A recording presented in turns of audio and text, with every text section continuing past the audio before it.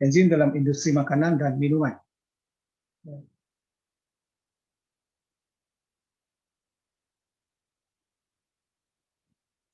Jadi sekarang ini banyak enzim yang digunakan dalam bidang bioteknologi, ya, khususnya bagi bidang ilmu kita. Jadi bisa untuk industri makanan, minuman, farmasi, kosmetik, dan lain-lain. Ya.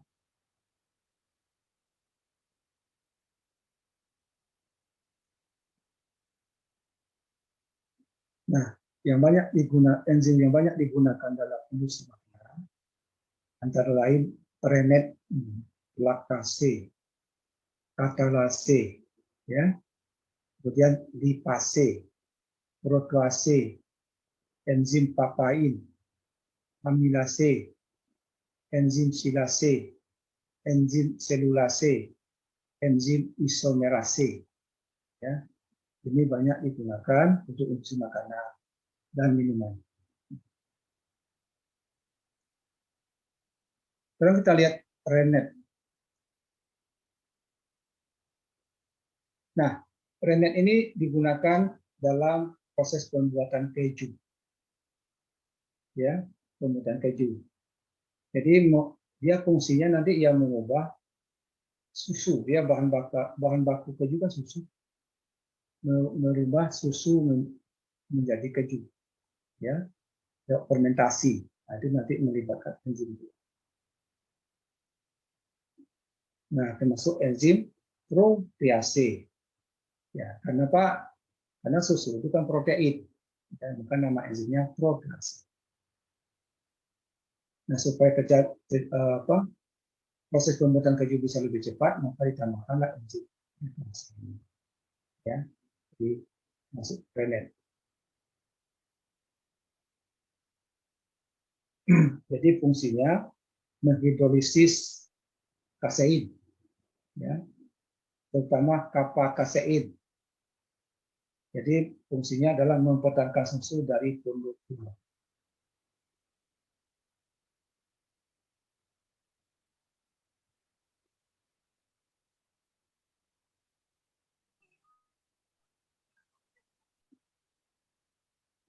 Nah, enzim yang paling sering digunakan dari jenis rennet ini adalah namanya chymosin.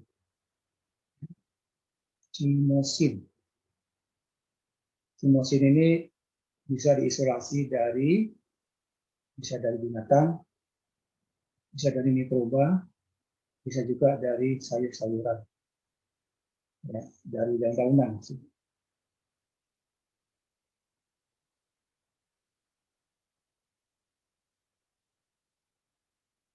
Selanjutnya yang kedua, laktase.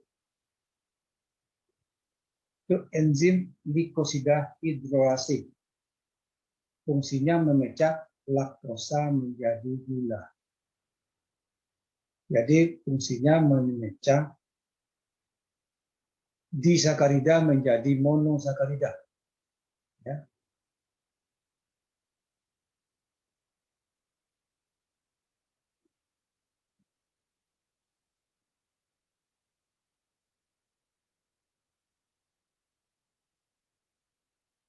Nah, ini penjelasannya. Jika tidak ada atau jumlah enzim ini kurang, enzim laktase ini kurang dalam usus halus, maka bisa terjadi laktose intoleran, yaitu rasa tidak nyaman di perut, seperti perut kram, banyak buang angin, buang gas, atau mencret atau diare. Itu karena kekurangan enzim laktase tadi.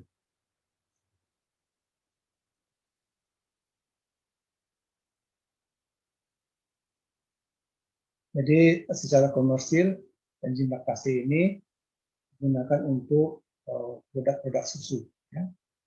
Kemudian juga untuk membuat es krim.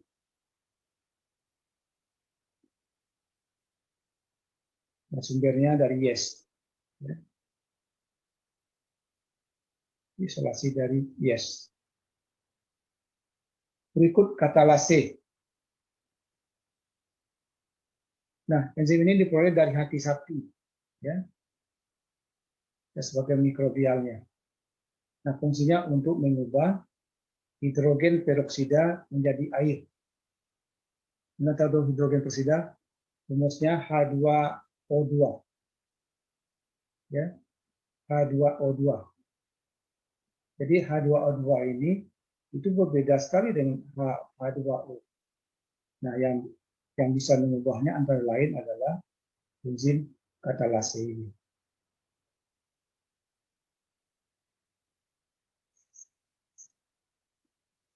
Nah, fungsinya adalah untuk membuat keju juga, ya. Hidrogen peroksida H2O2 bisa sebagai pemutih, untuk melindungi buah dari bakteri. Nah, karena ini fungsinya membunuh bakteri. Nah, sekarang ini masa-masa pandemi, H2O2 ini banyak digunakan orang sebagai desinfektan, ya, disemprotkan ke tempat-tempat yang sering dipegang orang, dilalui orang, yang bisa jadi orang-orang tersebut menderita COVID. Nah, jadi dengan disemprotkan dengan H2O2 ini, harapan virusnya bisa mati. Selanjutnya lipase. Ini untuk memecah atau menghidrolisa lemak susu. Ya.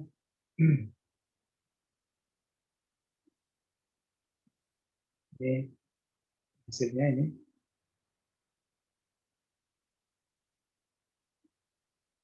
Nah, jadi fungsi lipase bisa juga untuk memproduksi asam lemak bebas, gliserol, ester, gliserida, jadi banyak fungsinya.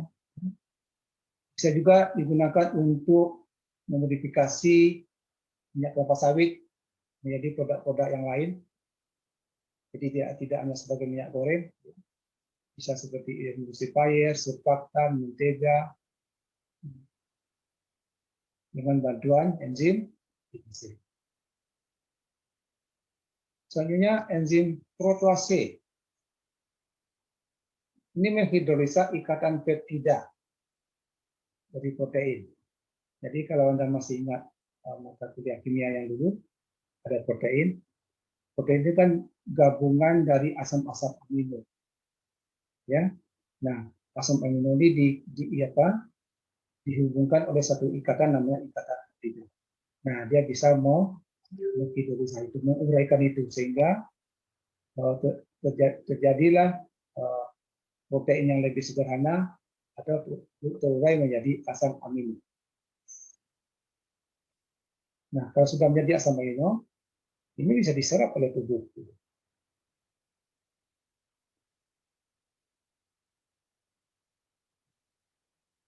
Nah, aplikasinya bisa melembekkan atau melunakkan atau melembutkan buletin yang membentuk protein. Jadi banyak fungsinya bagi orang bergerak di bidang pengolahan pangan. Kemudian bromelin dan papain. Papain ini aslinya ada di getah pepaya. Fungsinya juga untuk melembutkan daging, ya, melembutkan daging. Atau bisa juga untuk memudahkan kita melepaskan kulit ikan. Ini enzim papain, fungsinya untuk melunakkan daging.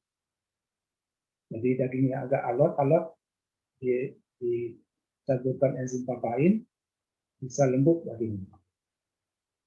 Bisa juga untuk merenyahkan kue, crackers itu. Ya.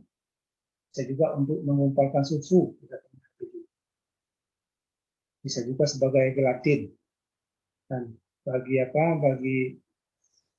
karena ini banyak juga digunakan sebagai pembersih lensa kamera. Lensa kamera.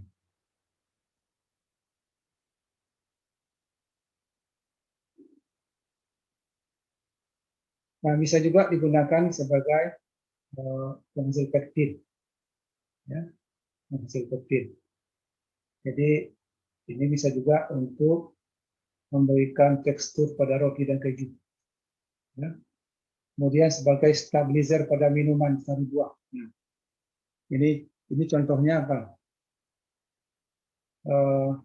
Kalau Anda perhatikan susu kedelai yang dari pabrik, yang dalam botolan dari toko-toko itu kan tidak terpisah air dengan susu.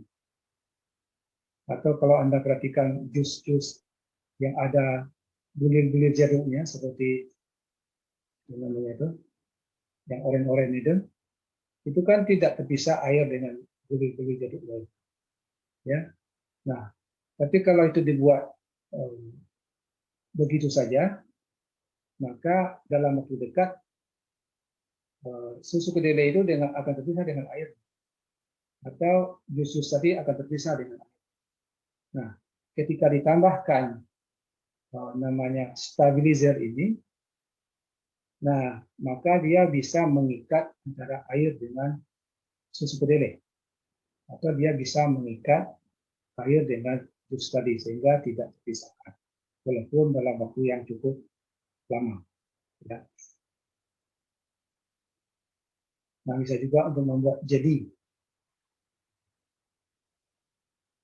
Selanjutnya amilase.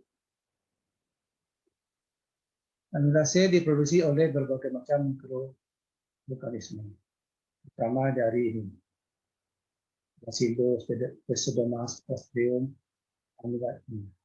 Untuk skala industri, nih dari Bacillus liseniformis, ya, namanya aneh-aneh ini. Nah, ini fungsinya juga memperkecil ukuran senyawa ini ya. Dari amilum menjadi gula. Amilum kan polisakarida, yang rantainya sangat panjang, bisa disederhanakan menjadi gula yang lebih sederhana. Sehingga bisa, kalau itu kita konsumsi, bisa dicerna oleh tubuh. Ya.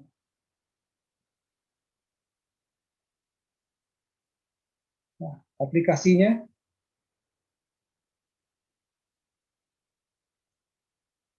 jadi bisa mengubah senyawa yang sebelumnya kita larut dalam air menjadi larut di dalam air. Bisa juga untuk membuat biskuit, minuman beralkohol, membuat sirup-sirup glukosa, sirup yang banyak dijual orang yang sebelum lebaran ini. Sehingga kekentalannya stabil. Kemudian juga digunakan untuk membuat high glukosa sirup. Ini sirup yang bahan pemanisnya dari glukosa. Ya, glukosa. Dan ini sangat manis, 2 kali lebih manis dari gula biasa.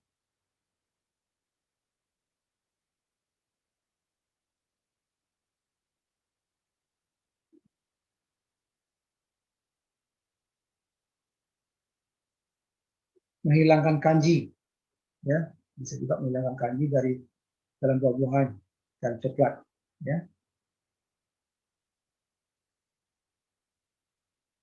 Dalam industri pemanis, enzim amilase ini, ya, digunakan untuk membantu proses pemecahan pati sama tadi ya. Jadi memecah pati menjadi gula. Jadi dari yang sebelumnya tidak manis bisa terbentuk gula yang manis. Dalam industri ini sangat membantu karena harganya murah ya. Jadi inilah gula sintetis.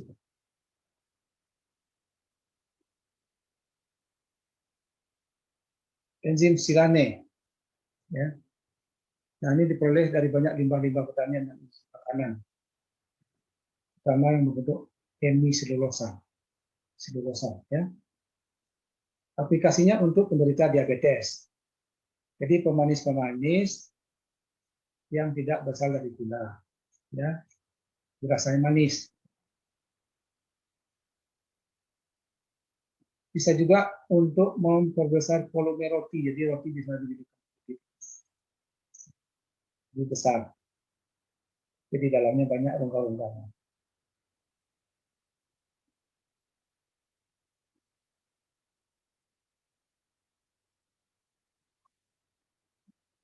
Selulase. Nah, fungsinya untuk melembutkan sayur-sayuran. Ya, mengeluarkan kulit biji-bijian. mengeluarkan agar dari rumput laut, itu memisahkannya ya, sehingga bisa dihasilkan agar dari rumput.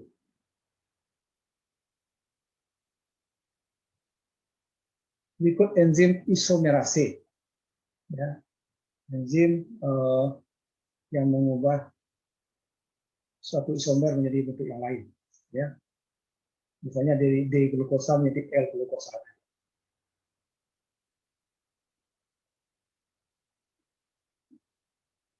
Jadi bisa mengubah glukosa menjadi fruktosa.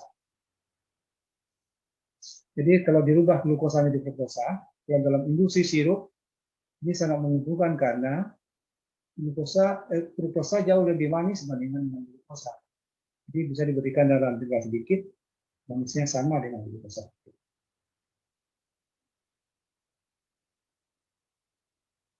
Kemudian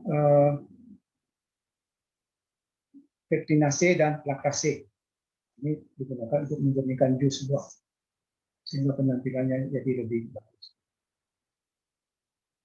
Nah, ini sebagian dari enzim yang bisa diterapkan, bisa digunakan untuk